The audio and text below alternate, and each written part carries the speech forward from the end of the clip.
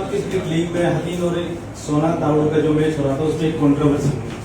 उस कंट्रोवर्सी लंबी चली और फिर उस कंट्रोवर्सी में मैनेजमेंट की तरफ से गलती माफी मांगी, वीडियो भी जारी किया गया और उसका फिर आपको टीम को दो तीन खिलाड़ियों को और सही दो खिलाड़ियों को एमसीएल से लीग से बैन कर दिया गया और अभी खबर ये आई है कि अब पूरी टीम को एलिमिनेट कर दिया गया।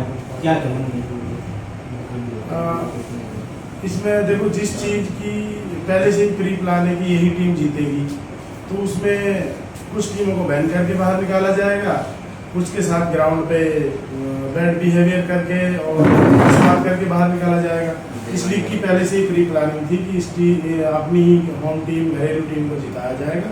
बाकी टीमें चाहे एम्पायरों को बोल के हराया जाए, चाहे उनके साथ वैसे बदतमीजी की जाए, चाहे ऑफिशियल मैनेजमेंट की तरफ से उनको बैन करके बाहर निकाला जाए। ये किस दावे से कह सकते हैं कि आप इस तरह से पूरी प्लान थी? इसमें एम्पायर के आप निर्णय देख सकते हो। हमारे साथ पहले मैच में नुहू वर्सेस तावड़ो का जो मैच हुआ था, आप जिस प्लेयर का नाम प्लेइंग 11 में नहीं है, इसमें रूल है प्लेइंग 12 का, सुपर सब में भी उसका नाम नहीं है, उसको जब टीम हारने की स्थिति में चली जाती है, एकदम से ऐसे प्लेयर को पैड करके भेजना जिसका नाम प्लेइंग 11 में ही नहीं है। और जब इनसे हमने बहस की, बहुत सारी बहस हुई, आधे घंटे तक बहस हुई, तो उसका प्लेयर का नाम शायद काली था, समीम काली। उसको पूरा मेवात जानता है कि इसका नाम समीम काली है। वहाँ पे बोला गया कि इसका नाम सलीम है, ये है, वो पागल बनाने वाली बात की गई। उसके बाद जब मैंने वहाँ फैक्ट बोला कि तुम फेवर कर रहे हो, साफ साफ फेवर कर रहे हो, हमें हराना चाह रहे हो, तो लोगों ने बिहेवियर देखा होगा लीग ऑर्गेनाइजर का, कैसे पेपर वगैरह फेंक के भाग गया था और हमें ग्राउंड से ही बोला कि भाग जाओ मेरी लीग से, निकलो यहाँ से।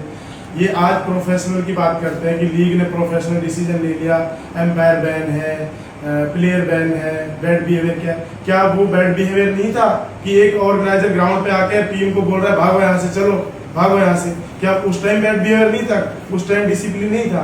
आज जो लोगों को बोला जा रहा है कि मेरा जो डिसीजन है लीग का डिसीजन है, कौन सी लीग में ऐसा होता है कि पिच पे आके ओनर बोलता है चलो भाग जाओ यहाँ से? पूरी दुनिया के सामने, पूरी मेवात के सामने हमें बोला गया था। लेकिन उस टाइम फिर मामला थोड़ा शांत हुआ, हम खेले क्योंकि हम जीतने की कंडीशन में थे और हमने वो मैच जीता। उसके बाद वही सिचुएशन हमारे साथ फिर हतीम वाले मैच में हुई, उसमें साफ साफ उनका फेवर किया गया। अब हमने मैच में डिमांड की तो हमारी कोई मांग नहीं मानी। दूसरा, आज हम तैयार थे खेलने के लिए लीग में, सारे सब लोगों ने, बिरादरी का फैसला था कि कोई बात नहीं, जो हो गया हो गया, आप लीग खेलने जाओ। बट आज उन्होंने प्री प्लान के तहत हमें बैन कर दिया सुबह 9 बजे कि 2 प्लेयरों को बैन कर देते हैं, ये तो आ रहे हैं, अगर आएंगे तो हमारी टीम हारेगी और हमारी टीम बाहर हो जाएगी। फिर 2 प्लान पे भी 2 प्लेयर बैन होने के बाद आज हमसे कोई बात नहीं कहेगी पूरे दिन में। आज अभी जो थोड़ी देर पहले ही लगभग 7 बजे के करीब डिसीजन आया कि पूरी टीम ही बैन कर दी है। अगर हम ग्राउंड पे मैच खेलने जाते तो फिरोजपुर झील से हमारा मैच होता, मैच का रिजल्ट जो भी रहता, लेकिन अब तो सीधे फिरोजपुर झील का क्वालिफाई करेगी टूर्नामेंट में। आयोजन को लेकर आप लीग क्रिकेट से जुड़े उन पर आरोप लगा रहे थे, क्या आरोप थे, क्या कहना चाहिए? आरोप पूरी मेवात के दर्शकों ने देखा है। वहाँ पे हमें ग्राउंड पे किसी ग्राउंड से भी कई लोगों ने बोला है कि भाई तुम्हारे लिए क्लियर बोला गया है कि तुम्हें बाहर करना ही करना है, चाहे कुछ भी हो जाए। अब क्यों बाहर करना है उस चीज का मुझे नहीं पता है कि उनसे हमारी क्या दुश्मनी है, नहीं है। मेरे साथियों से बात करके कुछ उनकी मनसा पर सवाल उठाए, तो क्या कहना चाह रहे थे आप?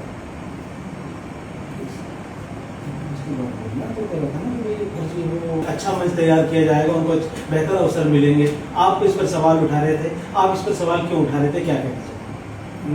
देखिए, मैं पिछले 10 सालों से क्रिकेट से जुड़ा हुआ हूँ, चाहे गुड़गांव में क्रिकेट हो, चाहे दिल्ली में क्रिकेट हो, चाहे मनोरंजन टाइप कॉर्पोरेट क्रिकेट हो। मैंने इससे पहले ही बहुत अच्छे टूर्नामेंट कराए। आज जो ये लीग के ऑर्गेनाइजर हैं यहाँ इब्राहिम जी, अब से 2-2.5 साल पहले कुछ भी कोई इनको नहीं जानता था मेवात में। उस टाइम मैं इनको लेके आया मेवात रॉयल में। मेवात रॉयल आने के बाद इनको थोड़ा नाम मिला, चलो खैर वो अलग मुद्दा है, वो हमारी पर्सनल चीज़ें हैं। बट जो आज ये दावे कर रहे हैं कि हम मेवात के बच्चों को अच्छा प्लेटफॉर्म दे रहे हैं और इनके दावों को मेवात की पब्लिक मान भी रही है कुछ हद तक। मैं उनके लिए क्लियर बता दूं, ऐसी लीगों में जो प्लेयर खेलते हैं उनको बोर्ड अलाउ नहीं करता है कभी भी। किसी भी क्रिकेट के आप जानकार से पूछ लीजिए, किसी भी पर्सनल लीग जिसमें यंग बच्चे खेल रहे हैं, जो बोर्ड ट्रॉफी या डिस्ट्रिक्ट एसोसिएशन की तैयारी कर रहे हैं, उनको एक सीजन नहीं तो 2 सीजन के बाद बोर्ड की तरफ से नोटिस क्लियर आ जाता है कि अगर आप ऐसी लीगों में खेलोगे तो आपको बोर्ड अलाउ नहीं करेगा खेलना। क्रिकेट के बहुत सारे और भी जानकार हैं मेवात में, आप उनसे इसकी जानकारी ले सकते हो। अगर आप प्लेटफॉर्म ही देना चाहते हो तो आप मेवात के अच्छे टैलेंट के लिए एक बहुत अच्छी एकेडमी बनाओ। उस एकेडमी में उन बच्चों का फ्री ट्रेनिंग, फ्री कोचिंग वगैरह करा के आप उस तरीके से प्लेटफॉर्म दो। आप ऐसी फर्जी लीग करा के जिससे सिर्फ आपका पैसे कमाने का मकसद, आप ओनरों से 10-10 लाख रुपए ले रहे हो, आप कह रहे हो मैं 1 करोड़ रुपए खर्च कर रहा हूँ, तो आपने फिर ओनरों से 10-10 लाख रुपए किस बात के लिए? ये कहा कि आपकी वो हुई कि मैं बच्चों को प्लेटफॉर्म दे रहा हूँ। अगर मेरे बच्चों के लिए भी एक संदेश है, मेवात के बच्चे हैं, हमारे अपने बच्चे हैं, मैंने बहुत लगभग 10 बच्चों के लिए मैंने बहुत अच्छी अकेडमियाँ करा रखी है। आप पूछ भी सकते हो किसी बच्चे से जिनका फाउंडेशनों में मैंने ऐड कर रखा है नाम, वो चल रहे हैं वहाँ पे प्रैक्टिस कर रहे हैं। वो बच्चे इस लीग में नहीं खेल रहे हैं, ये चीज़ मैं बता दूं आपको। जो मेवात का असली टैलेंटेड जो बच्चे हैं वो मेरे पास है मेरी अकेडमी में, मैं आपको उनसे मिलवा सकता हूँ। वो असली टैलेंट है, वो इस लीग में खेलने नहीं आया क्योंकि उन्हें पता है हमें प्रोफेशनल क्रिकेट खेलना है, हमें ये सब लीग नहीं खेलनी है। तो मेरी तो बच्चों से यही अपील है कि अगर आप अच्छा क्रिकेट खेलना चाहते हो, आगे के लिए आप ट्राई कर रहे हो, प्रोफेशनल क्रिकेटर बनना चाहते हो, तो आप अच्छी एकेडमी ज्वाइन कीजिए, अच्छे कोचेस के साथ खेलिए। और ये व्हाइट बॉल क्रिकेट बिल्कुल मत खेलिए आप कम से कम 20-21 साल तक। 20-21 साल आप बिल्कुल रेगुलर डेज के मैच खेलिए, लाल बॉल से आप मैच खेलिए, जिससे आपकी क्रिकेट आपके रगों में भरेगी। उसके बाद एक टैलेंट भर के जो उभरेगा, फिर आप लगातार आप 3 महीने व्हाइट बॉल खेल के एक बार रेड बॉल खेल के देखना, आपको रेड बॉल बिल्कुल ईजी लगे, व्हाइट बॉल बिल्कुल ईजी लगेगी। तो मेवात के यूथ प्लीज इस पे ध्यान दो और अच्छी क्रिकेट के लिए अच्छी अकेडमी ज्वाइन करो। बड़े जोश के साथ मेवात क्रिकेट लीग जैसे इसका आगाज किया था, बड़े बड़े दावे किए गए थे, आपने बड़े जोश के साथ अपनी टीम में हिस्सा बने और फिर भाग लिया, और दुर्भाग्यवश एक ऐसी कंट्रोवर्सी हुई कि आपको टीम को भी एलिमिनेट हो गई और कुछ खिलाड़ी आपके इससे बैन हो गए। आप इसको कैसे देखते हैं, क्या कहना चाहते हैं? देखो, जब हमने टूर्नामेंट स्टार्ट किया था, हम तो बहुत अच्छे सपने लेके गए थे वहाँ कि हम अपने सोना तावड़ विधानसभा को इंशाल्लाह जिता के लाएंगे।